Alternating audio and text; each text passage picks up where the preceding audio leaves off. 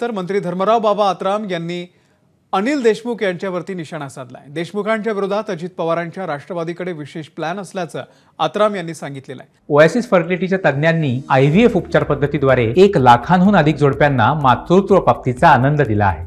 मोफत appointment book करण्यासाठी आजच संपर्क साधा। भाजपकडे सक्षम उमेदवार नसल्यास देशमुख कुटुंबामधूनच अनिल देशमुख यांच्या विरोधात तगडा उमेदवार देणार असल्याचा खुलासा आत्राम यांनी केलेला आहे। दरम्यान यावरती आता अनिल देशमुखांनी देखील पलटवार केलेला असून मोठा खुलासा केलाय।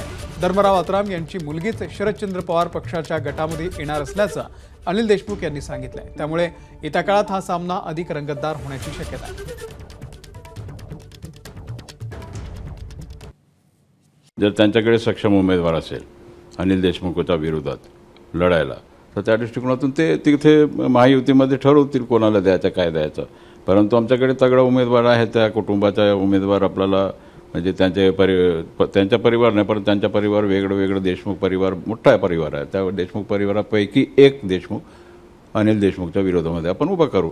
पण कोण सध्या तरी राष्ट्रवादी काँग्रेसमध्ये देशमुखांपैकी कोणीही असा प्रवेश केलेला दिसत नाही। नाही, प्रवेश काय ते वेळेवर होते ना, प्रवेश करायला काय अडचण नाही। राजकारण काय आता ठरलेलं आहे का? प्रवेश भरपूर वेळ आहे प्रवेश करण्याकरता, नॉमिनेशन करण्याकरता। आता इलेक्शन नोव्हेंबरमध्ये वोटिंग होईल असं आहे, तर म्हणून ते वेळ भरपूर आहे आपल्याकडे।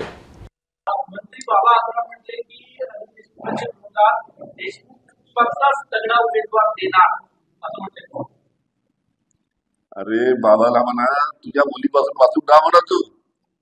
त्याची मुलगी आमच्याकडे येऊन राहिली। एबीपी माझा, उघडा डोळे बघा नीट।